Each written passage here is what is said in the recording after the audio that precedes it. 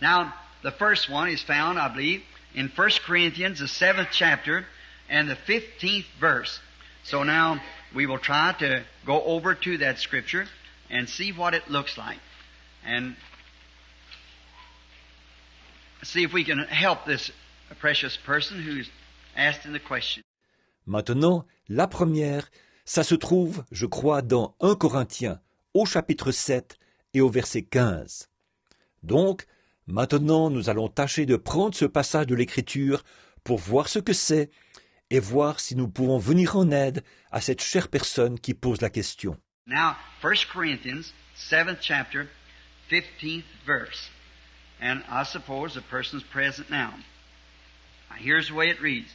But if the unmarried depart, let him depart. A brother or sister is not under bondage in such a case, but God has called us unto peace. Donc, 1 Corinthiens chapitre 7, verset 15. Et j'imagine que la personne est présente en ce moment. Maintenant, voici ce qu'on y lit. Si le non-marié se sépare, qu'il se sépare. Le frère ou la sœur ne sont pas liés dans ce cas-là. Dieu nous a appelés à vivre en paix. Now, 1 Corinthians, 7th chapter, 15th verse. Now, the question they asked, Brother Branham, does this mean a sister or a brother is free to remarry? No. Bon, 1 Corinthiens, chapitre 7, verset 15. Maintenant, la question qu'on a posée, Frère Branham, est-ce que ceci veut dire que le frère ou la sœur sont libres de se remarier? Non. See, you don't get his question there and what he's saying. They're not free. See, that would make a contradiction in the Scripture, and the Scriptures doesn't contradict themselves at all. See, now, you see, like, you can make the Scripture just by reading one verse, say anything you want it to say to fit your thought, but you've got to take the thought that they're talking on.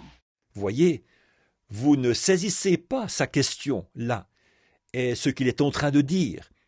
Ils ne sont pas libres. Voyez, cela créerait une contradiction dans l'Écriture, et les Écritures ne se contredisent en aucun cas. Voyez, maintenant nous allons, voyez-vous, par exemple, vous pouvez faire dire à l'Écriture, en ne lisant qu'un seul verset, tout ce que vous voulez lui faire dire, pour que ça cadre avec votre idée. Mais il faut prendre l'idée sur laquelle portent leurs propos. Like if I was talking to Brother Neville and you heard me say the word bored, and then you go away, you'd say, you know what he's talking about? We bored him tonight, see? No, the other fellow said, that's wrong. It meant that he owed a board bill, he's going to pay it. Par exemple, si j'étais en train de parler à Fresneville et que vous m'entendiez dire le mot « bored », là vous repartiriez en disant « Tu sais ce qu'il est en train de dire? Il nous a trouvés ennuyeux ce soir. » Voyez? Non, dira l'autre, c'est faux.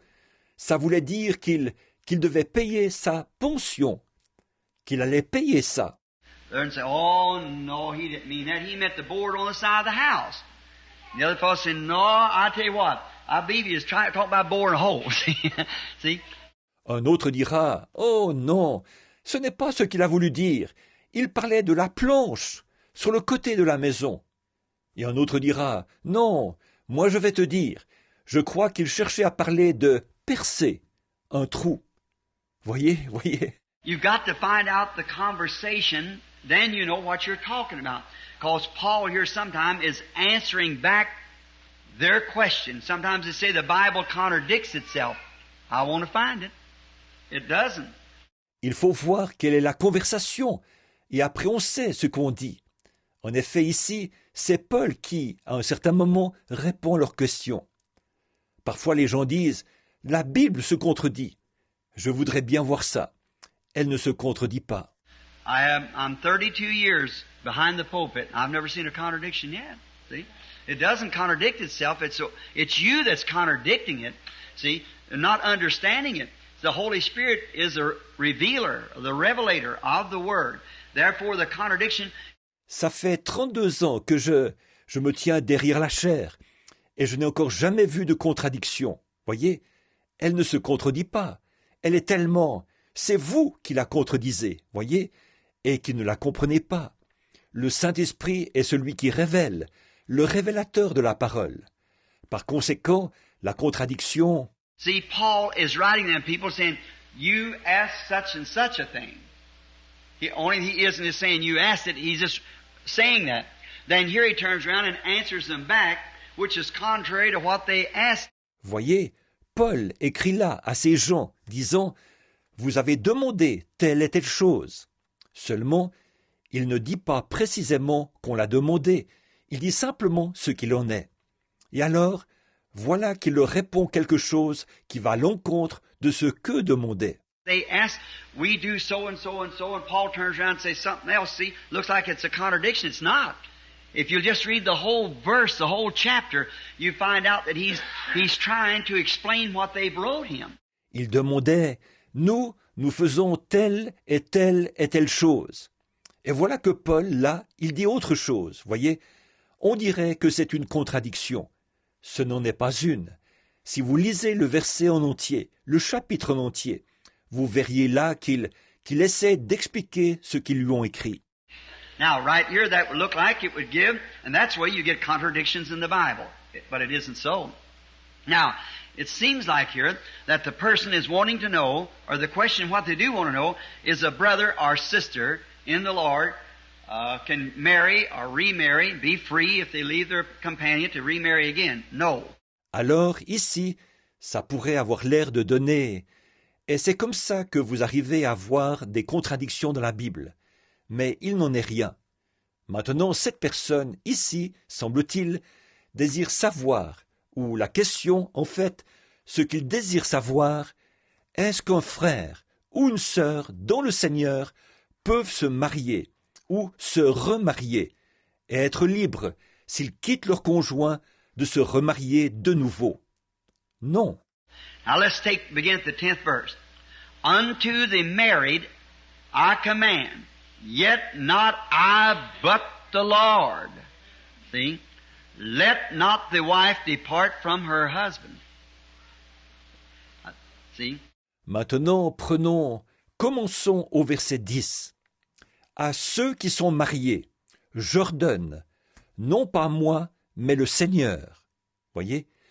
Que la femme ne se sépare point de son mari. Voyez? But if she departs, let her remain unmarried, or be reconciled to her husband, and let not the husband put away his wife. That's the commandments of the Lord, see. But to the rest speak I, not the Lord. See. If any brother hath a wife that believeth not. Si elle est séparée, qu'elle demeure sans se marier, ou qu'elle se réconcilie avec son mari, et que le mari ne répudie point sa femme. Ça, ce sont les commandements du Seigneur, voyez. Aux autres, ce n'est pas le Seigneur, c'est moi qui dis. Voyez, si un frère a une femme non croyante. Now watch this subject, see.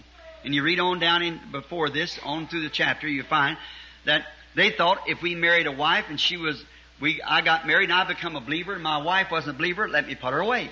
No, that isn't it. You can't do that. See? Maintenant, observez son sujet, voyez.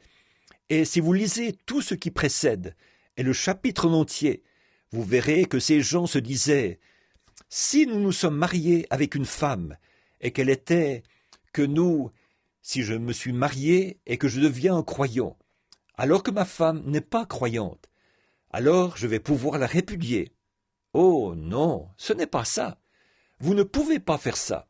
Voyez? If any brother has a wife that believeth not, and she be pleased to dwell with him, let him not put her away. That's not because of marriage, that's because of unbelief. Not remarry again, see? Stay with her. Si un frère a une femme non croyante, et qu'elle consente à habiter avec lui, qu'il ne la répudie point. Là, ce n'est pas le mariage qui est en cause, c'est l'incrédulité qui est en cause. Pas question de se remarier de nouveau, voyez, restez avec elle. And if the woman which hath a husband that believeth not, and if he be pleased to dwell with her, let her not leave him. right. See? Et si une femme a un mari non-croyant et qu'il consente à habiter avec elle, qu'elle ne répudie point son mari. C'est exact, voyez. For the unbelieving husband is sanctified by the wife, and the unbelieving wife is sanctified by the husband. Else were your children unclean, but now are they holy. But if the unbelieving depart, let him depart.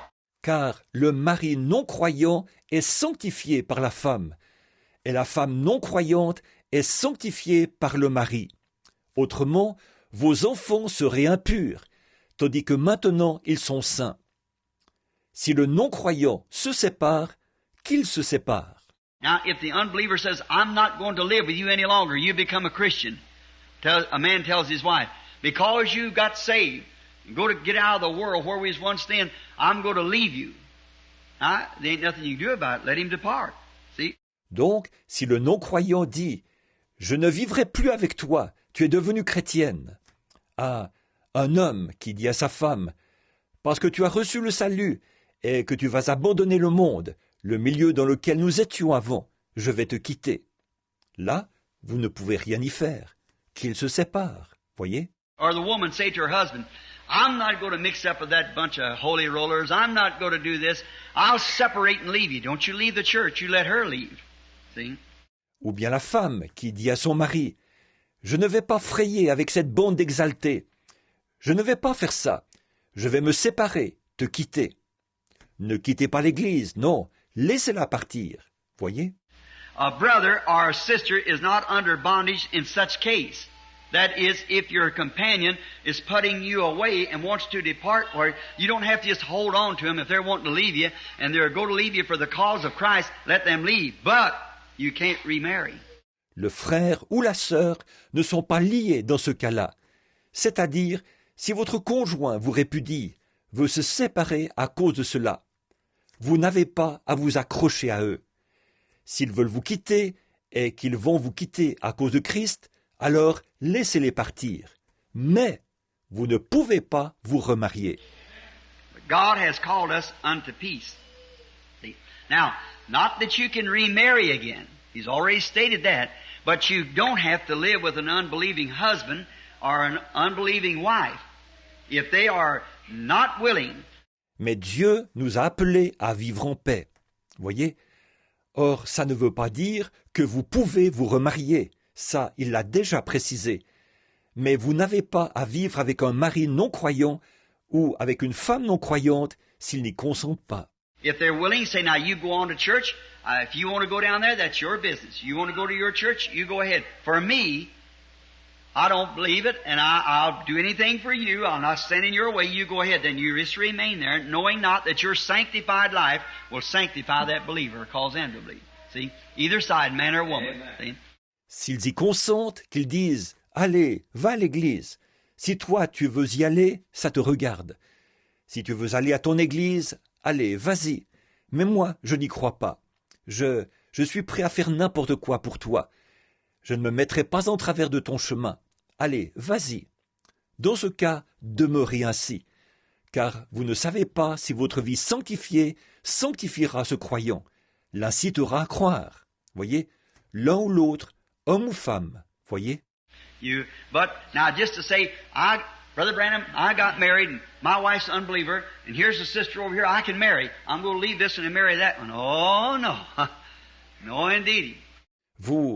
Mais bon, de dire, frère Branham, je me suis marié et ma femme est non-croyante.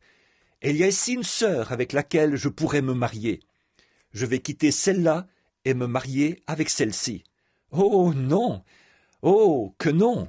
Your vow is until death you separate, and there's nothing else in the world will permit you to marry in the Bible until your companion is dead. That's right. There are only grounds, there's no remarrying nowhere at all, except a dead companion. That's all. See? Votre vœu, c'est jusqu'à ce que la mort vous sépare. Il n'y a absolument rien d'autre qui vous permette de vous marier.